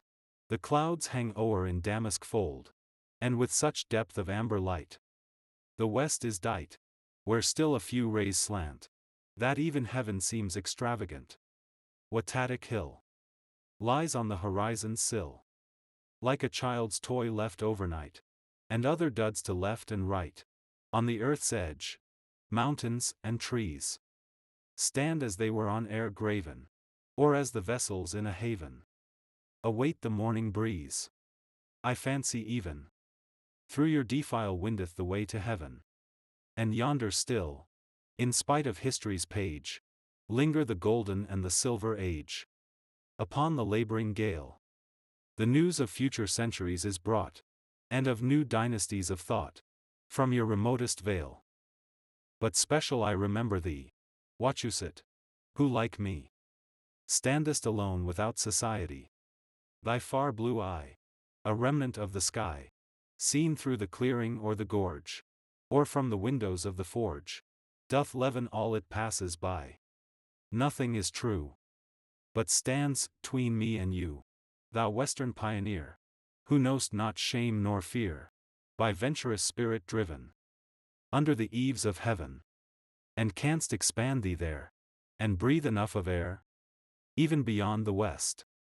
Thou migratest into unclouded tracts, without a pilgrim's axe, cleaving thy road on high, with thy well-tempered brow, and makest thyself a clearing in the sky, upholding heaven, holding down earth, thy pastime from thy birth. Not steadied by the one, nor leaning on the other, may I approve myself thy worthy brother. At length, like Rasselas and other inhabitants of happy valleys, we had resolved to scale the blue wall which bounded the western horizon, though not without misgivings that thereafter no visible fairyland would exist for us. But it would be long to tell of our adventures, and we have no time this afternoon, transporting ourselves in imagination up this hazy Nashua Valley, to go over again that pilgrimage. We have since made many similar excursions to the principal mountains of New England and New York, and even far in the wilderness, and have passed a night on the summit of many of them. And now, when we look again westward from our native hills, Wachusett and Monadnock have retreated once more among the blue and fabulous mountains in the horizon, though our eyes rest on the very rocks on both of them, where we have pitched our tent for a night, and boiled our hasty pudding amid the clouds.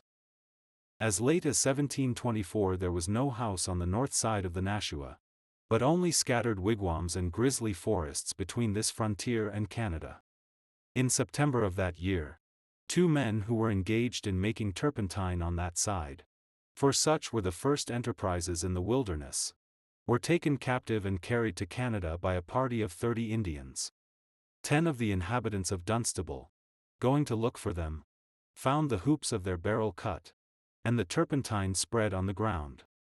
I have been told by an inhabitant of Tingsboro, who had the story from his ancestors, that one of these captives, when the Indians were about to upset his barrel of turpentine, seized a pine knot and flourishing it, swore so resolutely that he would kill the first who touched it, that they refrained, and when at length he returned from Canada he found it still standing.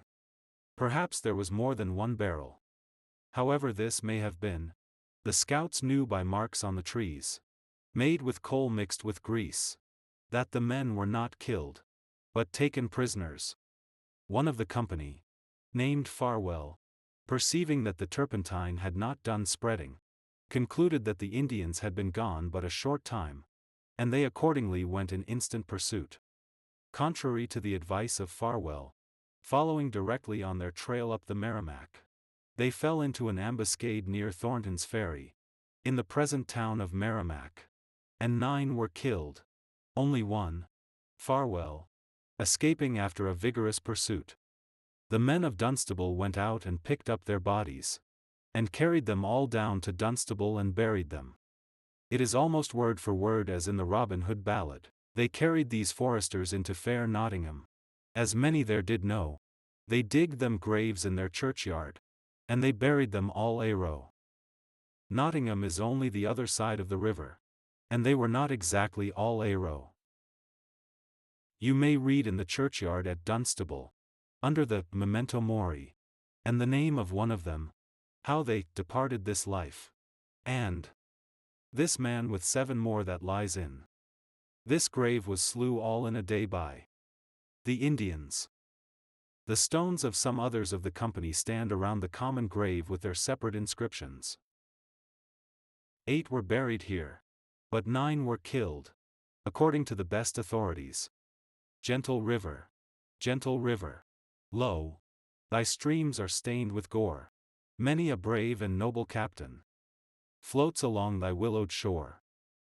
All beside thy limpid waters, all beside thy sands so bright, Indian chiefs and Christian warriors joined in fierce and mortal fight. It is related in the history of Dunstable that on the return of Farwell the Indians were engaged by a fresh party which they compelled to retreat, and pursued as far as the Nashua, where they fought across the stream at its mouth. After the departure of the Indians, the figure of an Indian's head was found carved by them on a large tree by the shore, which circumstance has given its name to this part of the village of Nashville, the Indian Head.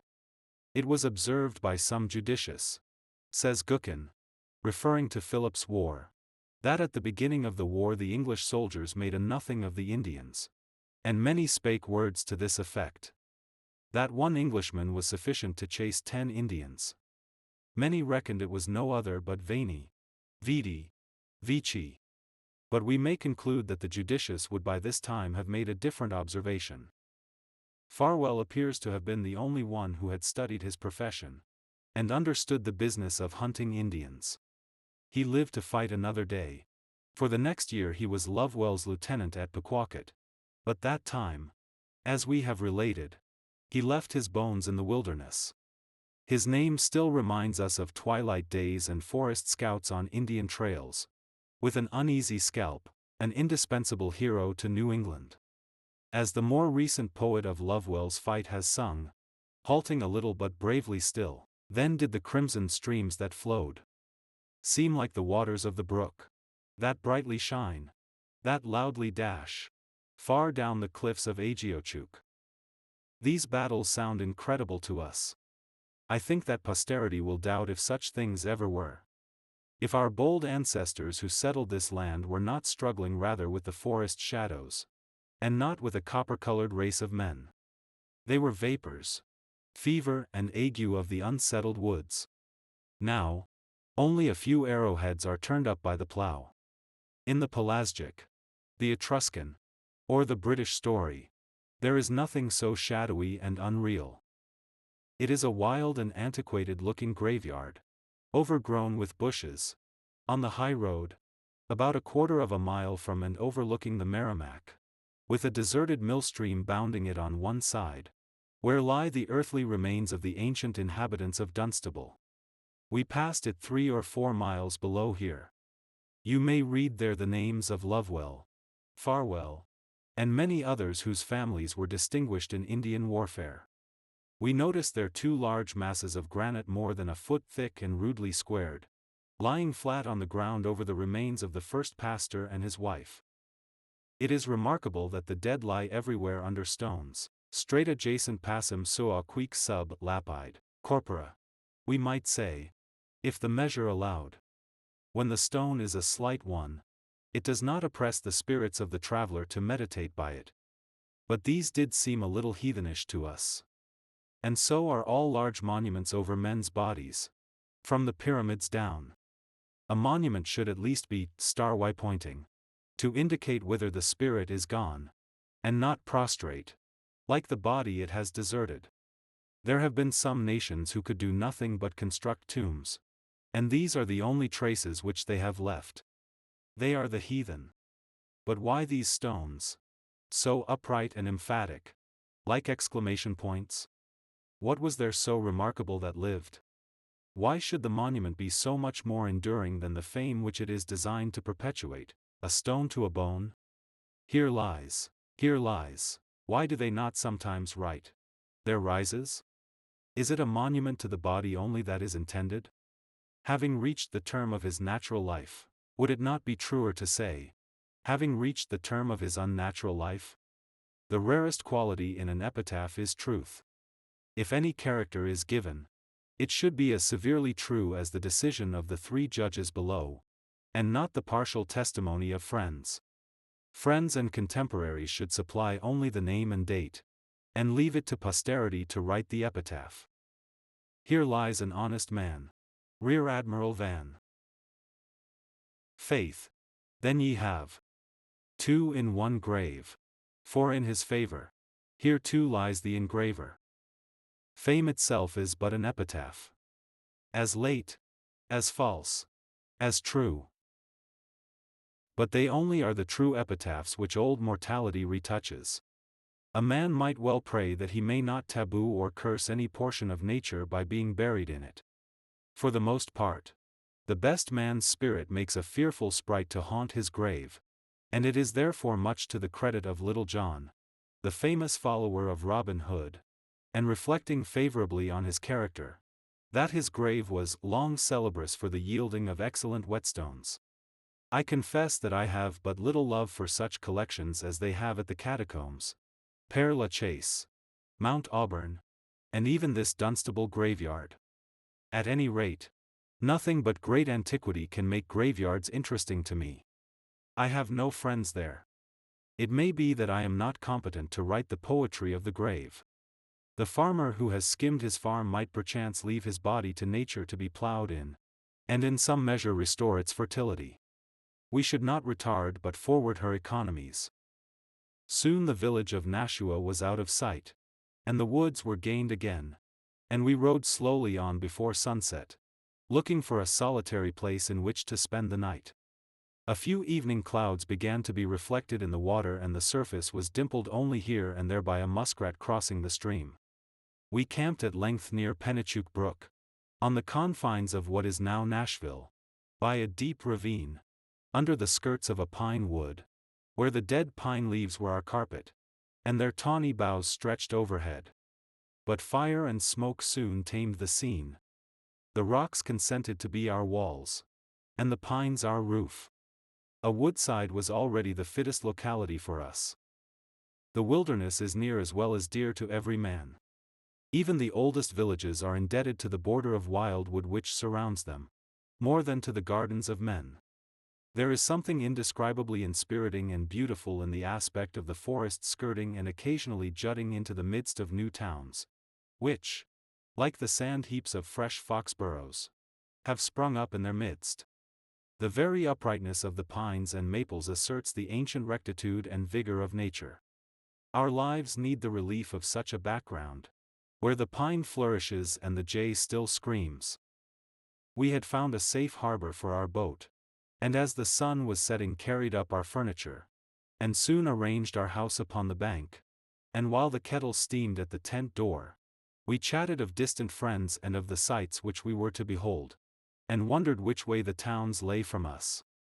Our cocoa was soon boiled, and supper set upon our chest, and we lengthened out this meal, like old voyagers, with our talk. Meanwhile we spread the map on the ground, and read in the gazetteer when the first settlers came here and got a township granted. Then, when supper was done and we had written the journal of our voyage, we wrapped our buffaloes about us and lay down with our heads pillowed on our arms, listening a while to the distant baying of a dog, or the murmurs of the river, or to the wind, which had not gone to rest. The western wind came lumbering in, bearing a faint Pacific din, our evening mail, swift at the call of its postmaster general, laden with news from California. Whatever transpired hath since morn. How wags the world by briar and brake? From hence to Athabasca Lake, or half awake and half asleep, dreaming of a star which glimmered through our cotton roof. Perhaps at midnight one was awakened by a cricket shrilly singing on his shoulder, or by a hunting spider in his eye, and was lulled asleep again by some streamlet purling its way along at the bottom of a wooded and rocky ravine in our neighborhood. It was pleasant to lie with our heads so low in the grass, and hear what a tinkling ever-busy laboratory it was. 1,000 little artisans beat on their anvils all night long. Far in the night, as we were falling asleep on the bank of the Merrimack, we heard some tyro beating a drum incessantly, in preparation for a country muster, as we learned, and we thought of the line, when the drum beat at dead of night. We could have assured him that his beat would be answered, and the forces be mustered. Fear not, thou drummer of the night, we too will be there. And still he drummed on in the silence and the dark. This stray sound from a far-off sphere came to our ears from time to time, far, sweet, and significant, and we listened with such an unprejudiced sense as if for the first time we heard it all. No doubt he was an insignificant drummer enough, but his music afforded us a prime and leisure hour, and we felt that we were in season wholly. These simple sounds related us to the stars. There was a logic in them so convincing that the combined sense of mankind could never make me doubt their conclusions. I stopped my habitual thinking, as if the plough had suddenly run deeper in its furrow through the crust of the world. How can I go on, who have just stepped over such a bottomless skylight in the bog of my life? Suddenly old time winked at me. Ah, you know me, you rogue, and news had come that it was well. That ancient universe is in such capital health. I think undoubtedly it will never die. Heal yourselves, doctors. By God, I live. Then idle time ran gaddying by, and left me with eternity alone. I hear beyond the range of sound. I see beyond the verge of sight. I see, smell, taste, hear, feel, that everlasting something to which we are allied, at once our maker, our abode, our destiny, our very selves. The one historic truth, the most remarkable fact which can become the distinct and uninvited subject of our thought, the actual glory of the universe. The only fact which a human being cannot avoid recognizing, or in some way forget or dispense with.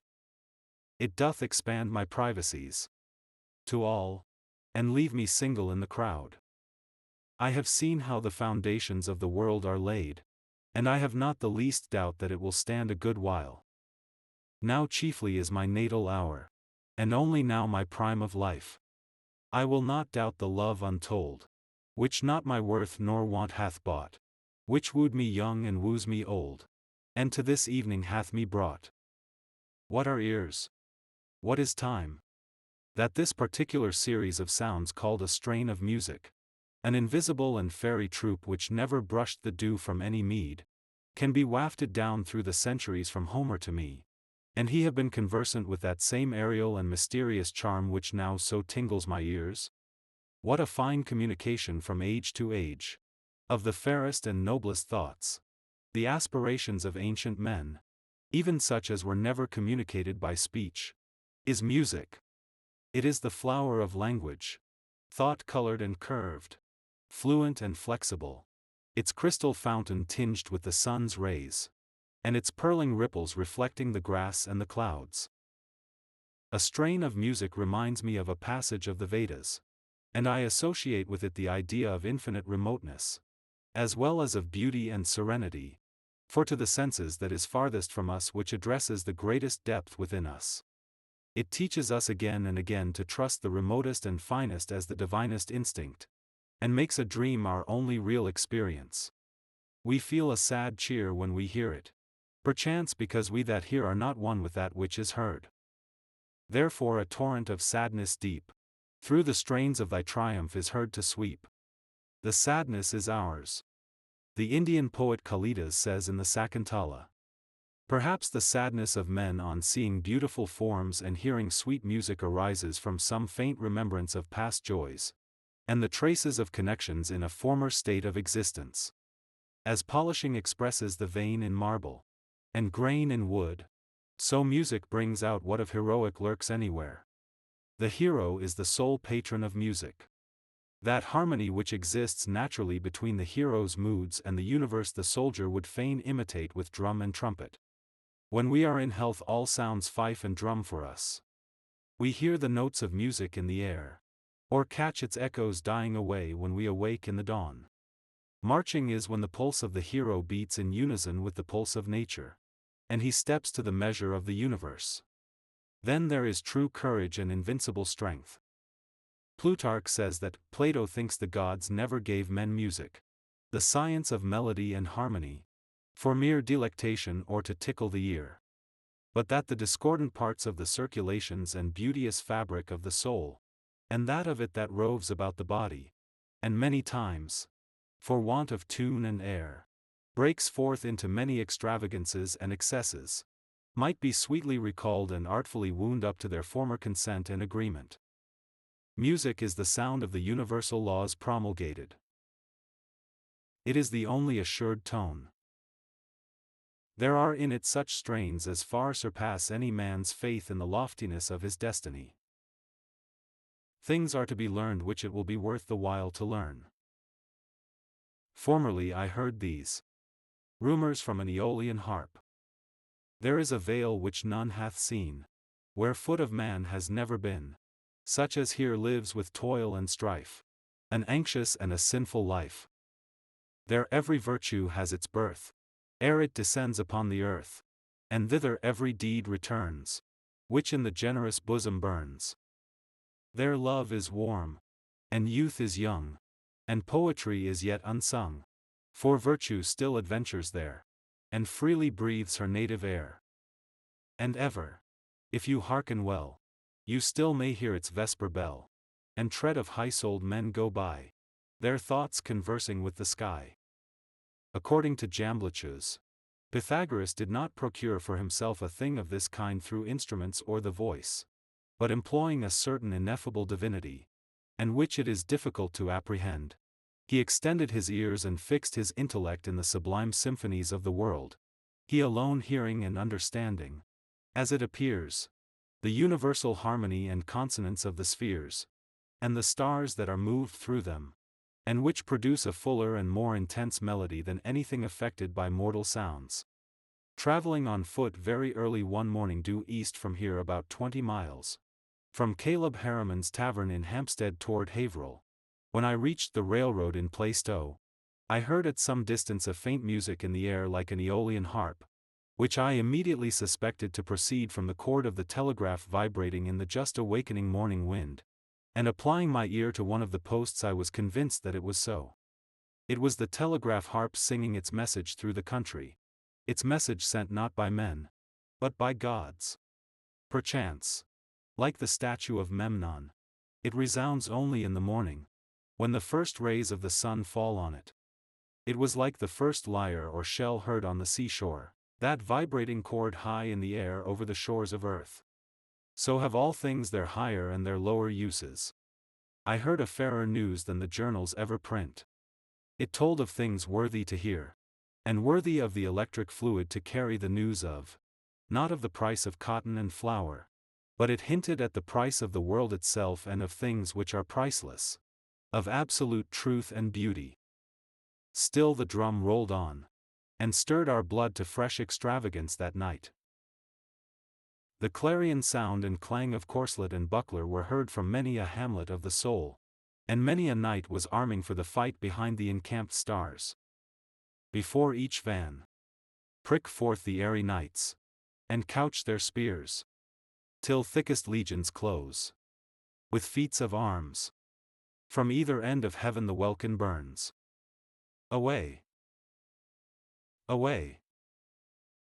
Away! Away! Ye have not kept your secret well. I will abide that other day. Those other lands ye tell. Has time no leisure left for these? The acts that ye rehearse? Is not eternity a lease for better deeds than verse?